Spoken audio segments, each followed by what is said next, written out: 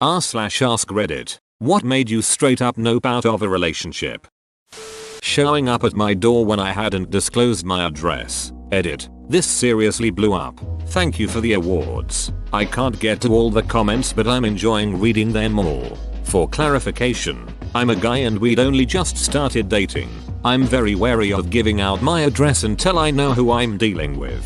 I don't want to end up with a stalker if things go sour. It happened anyway in this case. Happened to me as well. He showed up at 11 PM on a Saturday night unannounced. Freaked me out. Same here. We had only one date before. I did not tell him my exact address. He must have followed me after the date. Next day he showed up and stuttered how he felt that we had the connection and that I did send the ultimate signs. Yeah right. Creepy AF. Edit. Since a lot of people pointed out that he simply could have used Google to find my address. It's possible OFC but not the point. I didn't give him my full name or address for a reason because the date already was weird. Showing up at my door really scared me.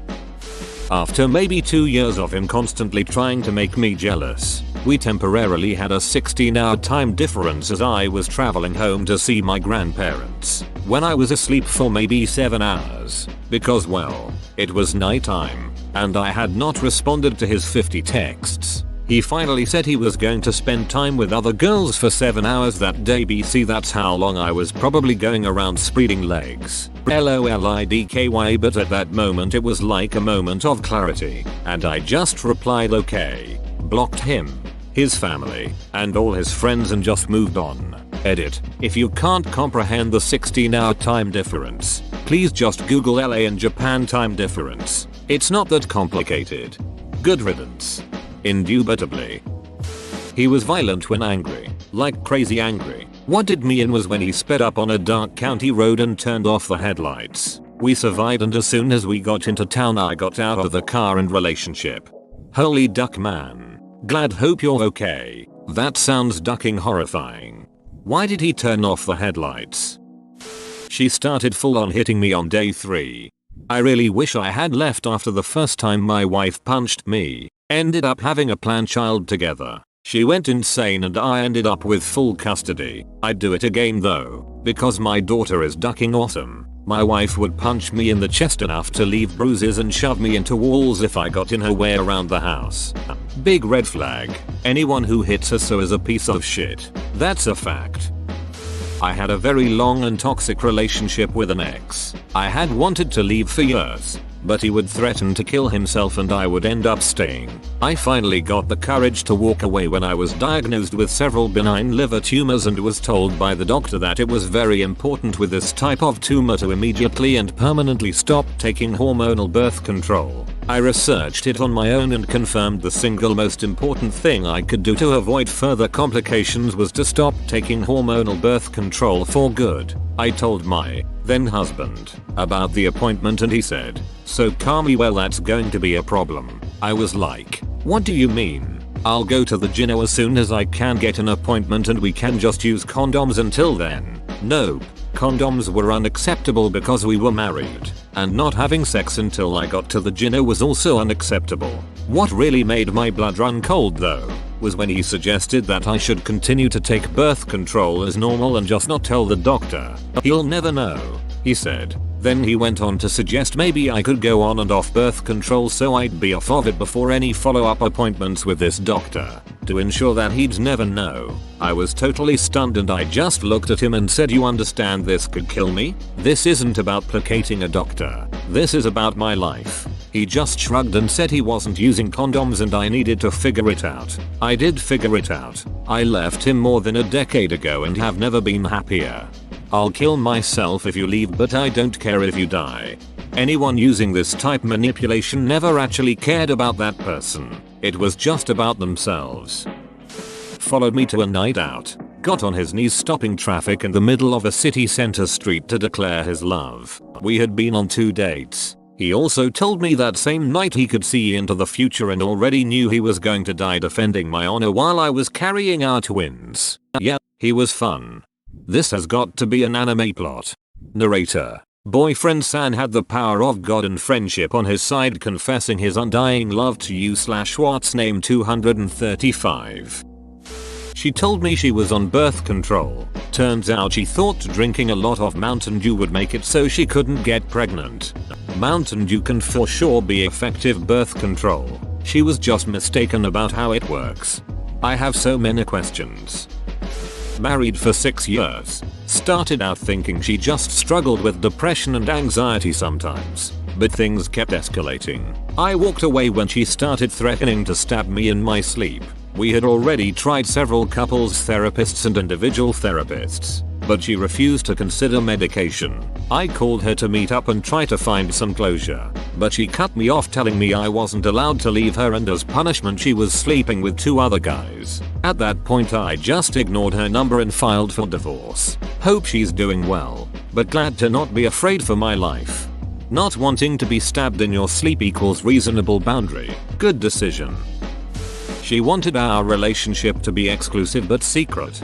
Oh boy, thanks for the flashbacks. My ex was in the closet, so in the 2 years we were together, I know, way longer than it should have lasted, I never met his family, most of his friends. He never met mine. We only hanged in my apartment. Never officially dated because he wanted me to have a 6-pack first, and even when he came out of the closet never mentioned me to his family. Broke up with me with a Facebook chat and then will still try to be with me and get mad if I was with someone else.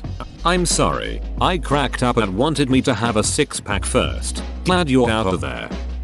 We weren't in a relationship, but I had a developing thing with a guy once. Until one day when I wasn't around, he and some other friends of ours went to a bar and he sneakily slipped stronger alcohol into some other girl's drink there. This girl apparently was talking a lot with one of our other friends and not showing much attention to him. So he got jealous and threw this friend on the floor and started to strangle him. He was obviously thrown out of the bar after that and later tried to play it off as just a joke and just messing around. How do you jokingly try to strangle someone anyway? Anyway, I dropped this guy out of my life right after I found out. I definitely wouldn't want to be stuck with someone like that.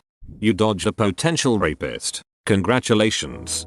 Yeah, and I wouldn't be surprised if he had done similar or worse stuff before. Just yikes. 2 weeks after my mother died, he asked, "Is that still bothering you?"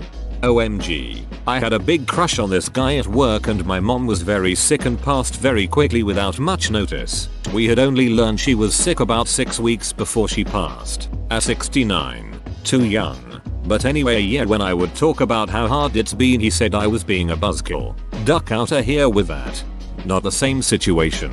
But you just reminded me of one reason why I grey rock my parents now. A childhood friend of mine committed suicide while I was away at university. We were both 23 at the time. Her funeral was on a Friday. That Sunday, not 2 days later, I was still feeling pretty down when I Skyped my parents for our usual weekly chat. They couldn't seem to understand that I was still down about losing my friend, and kept asking things like, "Are you sure there's nothing else going on that you're sad about?" Like, no. I'm just sad my friend died. Is that not enough for you?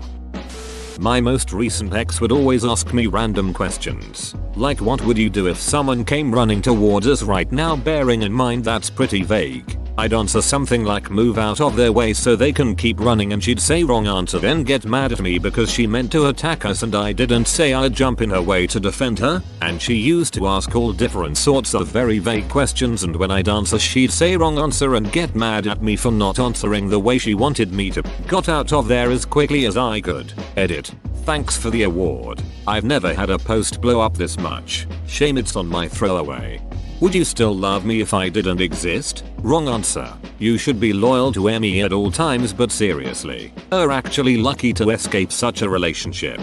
To be fair, it was never that extreme. More things like, what would you do if someone was to crash into my car right now? What am I meant to say? Get out and beat the guy up? No, it could have been a mistake, so if I was to say make sure you're okay, she'd be like, wrong answer, you're meant to stand up for me. She picked me because I had the same first name, general appearance, and lived in the same area of the state as her ex-fiancé of 2 years. That she had just been dumped by a month before we met. I felt even more offended about all of that than just being straight up rejected. Next level rebound. I've unintentionally dated 4 guys from the same zip code and elementary school. I am not from that zip code. I did not meet these men at that zip code. 2 I met in 2 other separate states 5+ hours away. All 4 were different ages. Only 2 knew each other. 3 had the same first name.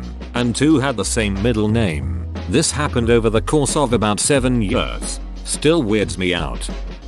Got mad when I wouldn't come see her during a hurricane. Bye Felicia her real quick. I am a black person. My bestest buddy in the whole wide world is a white person. We were roomies at one point. He brought a date over. I met her. Nothing weird. But as it turned out, she had problem with my bromia living with a black person. Me. He immediately broke it off with her. I don't have many friends, but I'd like to think I got quality over quantity. Edit. It is sincerely heartwarming to see so many enjoy an anecdote of bromance triumphing over bigotry. This post just may be the leverage I need to convince my BFF to join Reddit. Thank you everyone. I love the term bromia, I am stealing it. What in the ducking duck? Bless your bromia because what in the duck by beach. I had a huge crush on her for a while but never had the opportunity to talk to her given our weird work schedules. Then a friend from work sets us up.